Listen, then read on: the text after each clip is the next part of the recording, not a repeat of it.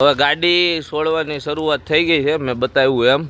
અને અમારા ગૌકુલના બધા સભ્ય આવી ગયા છે. આજ વખતે નીરની બહુ અસર હતી. અને પ્રવીણભાઈ, તમે ડેમમાં ગયા હતા? તો ખેડૂતોનો કેમ છે બધું?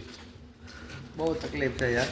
હા, પણ આ વેદના છે ને, જે રિયલ પ્રેક્ટિકલ હોય ને, હા, એ સમજીએ કે બધા ન સમજીએ કે કેમ કે હવે આ પાલો છે, આ કોના જેવો પાલો છે, પણ કોણ છે ને, પાલો કોના જેવો તો હાથમાં થઈ ગયો, હાથમાંથી માંડી વહી ગયો, બધું જ વહી ગયું. અને હજી તો વરસાદ પડવાની એમ કહેવાય ને કે રૂકાવટ થઈ તે ચાલુ છે. ગઈકાલનો વરસાદ એવા ગામડાના સમાચાર છે. એટલે આમ તો આ બધું પ્રકૃતિ સાથે જોડાયેલું હોય ને એવું મને લાગે છે. અને આંખમાં આહુડા પડી જાય ને એવું થાય, કેમ કે હું જ ખેડૂતનો દીકરો છું. અને બસ એક ઘણા અમારા ભાવનગર વિસ્તારમાં તો પાણીવાળી જમીન બહુ ઓછી, એટલે ચોમાસાનો પાક જે આવે ને એના પૂરતું લગભગ કામ હોય. બહુ તો કપાસ હોય, અને 25-30% લોકોને મતલબમાં જે પાણીવાળો વિસ્તાર હોય 40%-30% જેટલાનો, તો એને શિયાળુ પાક થતો. બાકી લગભગ દિવાળી પછી 2 મહિના જાય એટલે કાળે ભમર બધાની, 3 મહિના જાય એટલે કાળે ભમર બધાની હું થઈ પછી એમને પડી હોય. એટલે ખરેખર શિયાળાનો પાક જ, ચોમાસાનો પાક જ મહત્ત્વનો હોય. અને એ એમ કહે ને કે ધૂળ થઈ ગઈ, એટલે બહુ દુઃખની વાત કહેવાય. પણ સાહેબ, મારે કોઈને દુઃખ લગાડવા માટે નથી કહેવું, પણ પ્રકૃતિ છે ને એ બહુ એની રીતે ન્યાયથી કામ કરે છે. અને આ તમે આ બાજુ બળદો જુઓ, આવા બળદો છે ને બધાને ખીલે હતા. અને એક નાનપણથી વાત કરવી કે જ્યારે વાસડો થઈને જન્મે ને, વાસડો થઈને, ત્યારે એને બિચારાને પૂરું દૂધ ન મળે. સમજો બરાબર, આ બળદની વેદના સમજો. મારે તમને એક એવી જગ્યાએ લઈ જવા છે કે પ્રકૃતિ આવું શા માટે કરે છે. પહેલાં થતું હતું, નહોતું તો એવી વાત નથી, પણ આને છે ને દીકરાની ઘોડે હાંસવતા. વાસડો થઈને જન્મ હોય ને એ આનો પહેલો અપરાધ.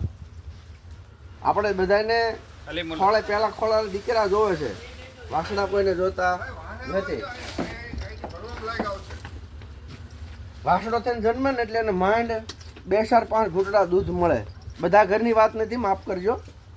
જે સ્વાર્થ ખાલી વાપરે એની પાસેની વાત છે. હવે એ 2-5 ઘૂંટડા ક્યાં સુધી એને દૂધ મળે કે જ્યાં સુધી ગાય દોવા દે. અને પછી એને છે ને છૂટો કરવામાં આવે, રસ્તે રજાવતો મૂકી દેવામાં આવે. એટલે 3 વર્ષ એને ગામના ભાટા ખાઈને, ઉકળા ખાઈને આટા મારવાના. ત્યાં વળી કોઈક એકાદો મળે. હવે તો જો કે બળદ ખાવાના બંધ થઈ ગયા. આ પહેલાંની પરિસ્થિતિની વાત છે. તો એને પકડવામાં આવે, નાથવામાં આવે. એટલે એને બિચારાને એમ થાય કે ભાઈ હાલો, મને સારો આશરો મળ્યો. સારા ખેડૂતના કિલ્લે બહુ સારી રીતે બળદો જીવે છે. પણ જે નકરો સ્વાર્થ પાછળ દોડી રહે છે એની વાત છે કે એની પાછળ પૂરું કામ લેવામાં આવે, એને તંગતોડ મહેનત કરવામાં આવે, પણ બળદ પછી પાછી પાણી નથી કરતો. કે આપણે બધા પ્રેક્ટિકલ અનુભવ કરી ચૂક્યા છીએ. અને એમ કહેવાય ને કે સારો પ્રસંગ હોય ને, દીકરાની જાન જોડવાની તો ગાડામાં જાન જોડતી. અને આપણો માણસનો સાસો સાથી બળદ જ હતો. ટેકનોલોજી તો અત્યારે આવી. હવે એ બળદને તંગતોડ મહેનત કરી શરીર એનું પતી જાય, વૃદ્ધાવસ્થા આવી જાય, અને માંડ 2 વર્ષ અને 3 વર્ષ, 1 વર્ષ જેવી એને આવી એટલું જ જીવવાનું હોય.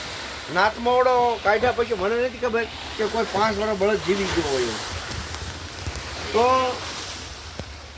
ખરેખર એ છેલ્લી અવસ્થામાં જે બળદોને છૂટા મૂકી દેવામાં આવે ને, અને પછી એની આંખમાં જે દળદળ આહુડા પડે,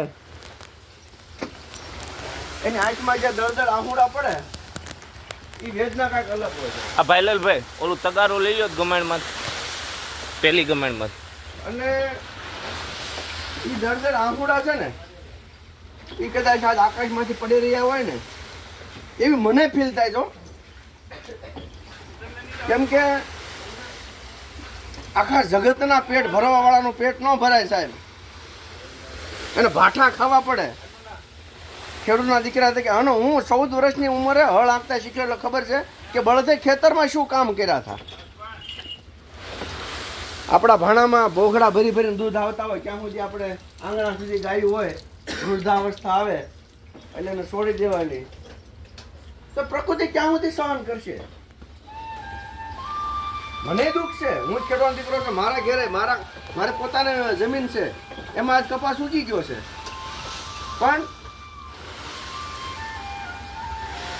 એ મારા મત પ્રમાણે કે જ્યારે કોઈ કર્મ એવું થતું હોય, આપણે ભલે કરતા ન હોય પણ એમાં આપણે એને એમ કહેવાય ને કે જોતા રહીએ, એની પાછળ એને કાંઈ શબ્દ કહી નહીં, અને જેમ ચાલતું હોય પાપનો માર્ગ તો હાલવા દઈએ, બરોબર, એ પણ પાપ છે. કરે ન કરે એની મરજી, પણ એ વખત રોકવો છો કે ભાઈ તમારો કાળજાને કરતા જેવો મિત્ર હોય અને એ ક્યારેક કોઈ રસ્તા પર બળદ છૂટો મૂકો, એને એટલું તો કહી શકાય કે ભાઈ ત્યાંથી સેવા ન થાય તો તને યોગ્ય જગ્યાએ મૂકીએ, 12 મહિનાનું ખાવા પીવાનું આપ, છોકરા વેલસેટ છે, કોઈ તકલીફ નથી.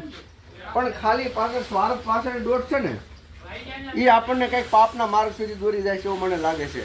તમે જોવો છો આ બળદો છે, આની પાછળ ખાલી એટલું જ કામ લેવામાં આવે, શુભ પ્રસંગોની અંદર જે આપણી જૂની પરંપરા બળદગાડાની, કે જે વડીલોને ખ્યાલ કે એની જાનું બળદગાડામાં જ ગઈ, જૂની પરંપરા.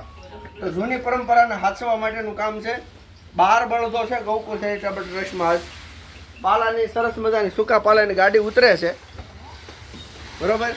અને તમને આમાં એક પણ બળદ મોળો દેખાતો હોય, ભાઈ બળદ બતાવો, એક પણ બળદ મોળો બતાવતો તો કોમેન્ટમાં તમે જરૂર બતાવજો. અને 2 દિવસ પહેલાં વિડીયો મૂક્યો હતો કે બળદને તકલીફ છે, ખાય નથી એકતો, તો એની સતત સેવા ચાલુ છે, એને બીજી કોઈ તકલીફ નથી, ખાલી એનું શરીર પાંખું છે, હાલે છે પૂરો, કોઈ બીમારી નથી. પણ રોડે નીકળે ને તમે હાંસવા વગરનો બળદ છે. જો 11 બળદ હસવાતા હોય, લોહી લથબથતા હોય તો 12મું હસવાની પૂરી તાકાત હોય. પણ હવે એને કાંઈ તકલીફ છે, એની પાસે આપણે મથવાનું સતત ચાલુ રાખવાનું છે. અને જ્યાં સુધી બળદ સારો ન થાય ને ત્યાં સુધી આપણે એની પાસે કામ કરવાનું છે. પૈસાને બહુ મહત્વ આપ્યું નથી. બળદ કોઈ સારા પ્રસંગમાં જાય, એનું મહેનતાણું લઈને આવે, એમાંથી બળદોના પેટ ભરાય. અને આની જેવા અને જે વૃદ્ધાવસ્થામાં છોડી મૂકેલા એવા હજારો બળદના પેટ ભરવા માટેનો આ સંકલ્પ છે. આ ટ્રસ્ટ 1 રૂપિયાનું દાન લેતું નથી. આનું એક જ કાર્ય આપણે એવું કરવાનું છે કે આત્મનિર્ભર હોય તો શું થઈ શકે? આ તમે જોવો છો એમાં કેટલું લોહી છે, કેમ કે પોતાની કાંધાની કમાણી ખાય છે. અને જ્યારે આવી કાંધાની કમાણી ઘરના આંગણે ખાતા ને તેથી બહુ બળદો સુખી હતા, અને નાની મોટી આફત આવતી ને તો એ બહુ સરળ રીતે સુલટી જાય હતી. પણ આજ જે કાંઈ દુઃખની વાત છે એ મેં તમને કરી. વિશેષ તો શું કહેવું, હું પણ ખેડૂતનો દીકરો છું, મને પણ એ વાતનું દુઃખ છે કે ખેડૂતના હાથમાંથી જે કાંઈ પાકેલો પાક જતો રહ્યો. ભગવાનને પ્રાર્થના કરીએ કે સૌને સદબુદ્ધિ આપે, સદમાર્ગે વાળે, અને કુકર્મથી દૂર રાખીએ, સદમાર્ગે વાળે, એવી પ્રભુના શરણમાં પ્રાર્થના. જય ગૌ માતા.